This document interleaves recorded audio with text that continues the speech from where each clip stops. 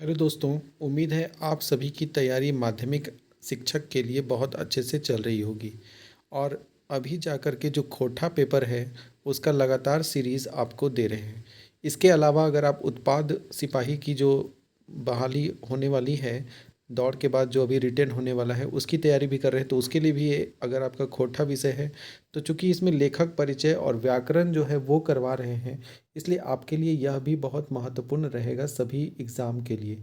तो चलिए वीडियो को शुरू करते हैं, क्योंकि मेरे वीडियो का थीम ही है सीधी बात नो बकवास। तो बिना बकवास किए चलिए शुरू करते हैं। आज के जो हम लेखक परिचय आपको बताने वाले हैं वो है भुवनेश्वर दत्त शर्मा व्याकुल। चूँकि व्याकुल इनका उपनाम था, मतलब इनका जो उपनाम जो है वो मिला था व्याकुल, ठीक है।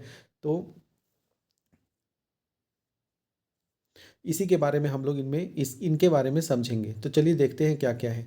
भुवनेश्वर दत्त शर्मा व्याकुल का जन्म 17 मार्च 1908 को गिरिडीह जिला के महथाडी नामक एक गांव में हुआ था। कहाँ पर हुआ था इनका? तो गिरिडीह जिला के महथाडी नामक गांव में। ऐसे इनका जो निवास स्थान है वो हजारीबाग के विष्णुगढ़ जो स्थान है वहाँ पर है, हजारीबाग में। लेकिन इनका जन्म हुआ था गिरिडीह जिला के महथाडी गांव में। और कब हुआ था? तो 17 मार्च 1908 को हुआ था। कब हुआ था? 17 मार्च 1908 को। सारे इम्पॉर्टेंट फैक्ट इसमें हम कर दिए हैं। इनके पिताजी का नाम बलदेव उपाध्याय था। क्या नाम था? तो इनके पिताजी का नाम था बलदेव उपाध्याय, ठीक है। लेकिन बाद में इनकी मृत्यु हो जाती है, जब यह बहुत छोटे रहते हैं तभी इनके पिता की मृत्यु हो जाती है। तो इनके जो दादा रहते हैं, जिनको आजा कहा गया है, तो दादा जो अयोध्या प्रसाद उपाध्याय थे, उन्होंने इनका लालन पालन किया था, उन्होंने इनको बड़ा किया था। इसलिए इनके जीवन में दादा का बहुत बड़ा योगदान है। क्यों? क्योंकि व्याकरण की जो पहली शिक्षा मिली थी इनको, वो अपने दादा से ही प्राप्त किए थे, ठीक है। पढ़ाई तो ये मात्र 5वीं कक्षा तक किए थे। कब तक? तो उनकी शिक्षा मात्र 5वीं कक्षा तक हुई थी। और सोचिए, 5वीं कक्षा तक पढ़ा हुआ व्यक्ति और इतना बड़ा राइटर है, जिसका आप नौकरी लेने के लिए आप उनके बारे में पढ़ रहे हैं। तो खोटा के इतने बड़े ये हुए। तो 5वीं कक्षा तक इनकी पढ़ाई हुई थी। यह गांधीवादी विचारधारा से प्रेरित थे। और 11 साल की जब इनकी उम्र थी तो अपने घर से ये काशी भाग गए थे। कहाँ चले गए थे? तो काशी चले गए थे। और जिसके बाद फिर कुछ समय के बाद ये वापस भी घर लौटे और उसके बाद अपनी गृहस्थी बसाए। लेकिन गांधीवादी विचारधारा से ये प्रेरित थे, और 1925 में जब गांधी जी ने असहयोग आंदोलन में आह्वान किया था, तो उस समय गांधी जी के आह्वान पर ही आज़ादी की लड़ाई में ये कूद पड़े और फिर कांग्रेस पार्टी के साथ जुड़ गए थे, ठीक है। और यहाँ पर 1925 से काम करते करते कांग्रेस पार्टी में आज़ादी के लड़ाई के दौरान ही ये 1930 में जेल गए थे। किसके साथ? तो हिंदी के बहुत बड़े एक कवि थे रामवृक्ष बेनीपुरी, उनके साथ ये जेल गए थे। और जेल में रहते हुए उस समय रामवृक्ष बेनीपुरी की एक पत्रिका थी, कैदी। तो कैदी नामक पत्रिका का प्रकाशन हुआ था, ठीक है। कांग्रेस में जब ये काम कर रहे थे उसी समय इनकी मुलाकात हुई कांग्रेस की ही एक कार्यकर्ता थी, सरस्वती सुशीला देवी।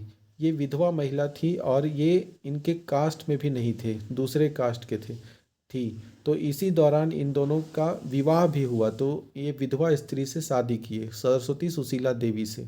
और ये जो थी वो कौन थी? तो पहले हजारीबाग के जो पहले सांसद थे, राम नारायण सिंह, हजारीबाग के पहले सांसद राम नारायण सिंह की पुत्री थी।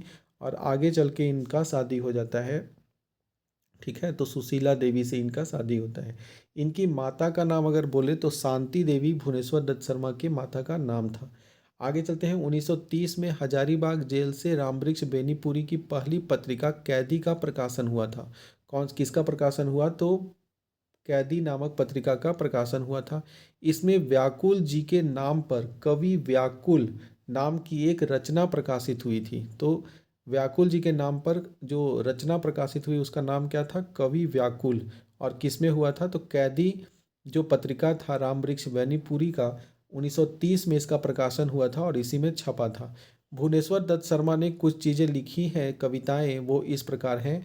जैसे प्रताप नामक एक कविता लिखे, वर्तमान, कर्मवीर, लोकमान्य, विश्वामित्र, हिंदू, पंच, और फिर है हिंदुस्तान, बालक, जनता, जागृति, ये सभी जो है वो लिखे हैं।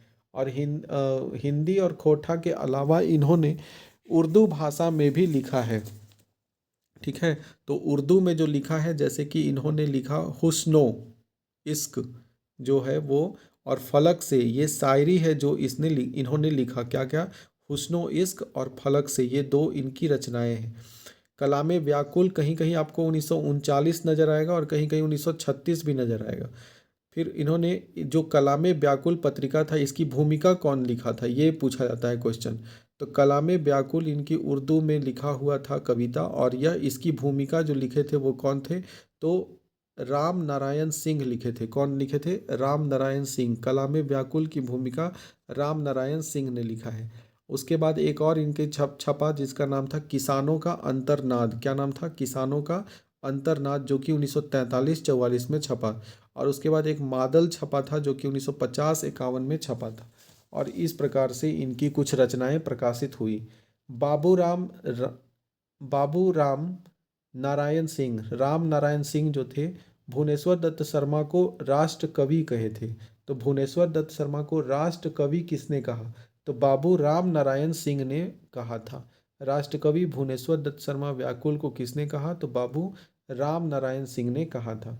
भुवनेश्वर दत्त शर्मा की पहली कविता जो थी वो कलामे व्याकुल थी। ये 1939 इसमें दिया है, और 1936 भी कहीं कहीं किताबों में देखने को मिलेगा। तो इस प्रकार इसमें थोड़ा विवादित है, ये तो आप समझ लीजिएगा। और ये जो पहली कविता थी कलामे व्याकुल, कहाँ से प्रकाशित हुई थी? तो बोलेंगे विष्णुगढ़ हजारीबाग, जो कि इनका पैतृक निवास था, वहीं से प्रकाशित हुआ था। व्याकुल को किस काल का लेखक मानते हैं? तो जो व्याकुल थे उनको मध्यकाल, यानी 1900 से 1950 का जो सन है वो मध्यकाल कहलाता है, और उसी समय के ये लेखक माने जाते हैं। चलते हैं हम लोग कुछ प्रश्न देख लेते हैं, ऑब्जेक्टिव जो पड़ेगा आपका। तो भुवनेश्वर दत्त शर्मा का उपनाम क्या था? तो व्याकुल नाम से ये फेमस हुए थे। उसके बाद कौन खोटा साहित्यकार ने भुवनेश्वर दत्त शर्मा व्याकुल जी के जीवनी लिख लेहत? तो पारितोष कुमार प्रजापति। खोटा में खोटा साहित्यकार हैं जिन्होंने भुवनेश्वर दत्त शर्मा व्याकुल की जीवनी लिखी, तो वो कौन है? पारितोष कुमार प्रजापति हैं। 1930 में व्याकुल जी की जेल में किस हिंदी के प्रसिद्ध साहित्यकार से मिले थे? तो जेल में ये 1930 में मिले थे रामवृक्ष बेनीपुरी से। और इसी समय कैदी नामक पत्रिका का प्रकाशन भी हुआ था। कौन सी पत्रिका? कैदी। और उसके बाद फिर हम लोग देखेंगे अंग्रेजों ने किस खोरठा, खोता लिखा गया है यहाँ पे, खोरठा होना चाहिए था, तो किस खोरठा साहित्यकार की रचनाओं को जला दिया? तो भुवनेश्वर दत्त शर्मा व्याकुल की कुछ बहुत सारी रचनाएं थी जिनको अंग्रेजी सरकार ने जला दिया था, क्योंकि उसमें देश प्रेम और क्रांति की भावना वो दिखाए थे। भुवनेश्वर दत्त शर्मा व्याकुल की रचनाएं कहाँ से प्रकाशित होती थी? तो ये जो रचनाएं होती थी इनके विष्णुगढ़ हजारीबाग में सुखद खोरठा साहित्य कुटीर, विष्णुगढ़ हजारीबाग से इनकी जो है वो प्रकाशित होती थी। कहाँ से? सुखद खोरठा साहित्य कुटीर, विष्णुगढ़ हजारीबाग से। और कलामे व्याकुल किस भाषा में लिखा गया है? तो बोलेंगे उर्दू भाषा में लिखा गया है। व्याकुल जी की रचनाएं किस किस भाषा में होती थी? तो हिंदी, खोरठा, उर्दू और संथाली भाषा में ये लिखते थे। कौन कौन में? तो हिंदी, खोरठा, उर्दू और संथाली भाषा में। तो आई होप कि ये वीडियो आपको समझ में आया होगा अच्छे से, और बहुत पसंद आया होगा। इसको बनाने में देखिए कितना रंग बिरंगा बनाए हैं, तो बहुत ही मेहनत भी लगा है।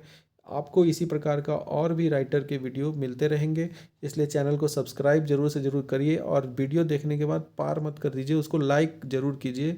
आपके लाइक से ही मोटिवेट मिलता है और आगे हम वीडियो बना पाते हैं। इसलिए अगले बार हम लोग और दूसरे राइटर के बारे में कल हम लोग पढ़ेंगे, आपको मिलेगा वीडियो। धन्यवाद।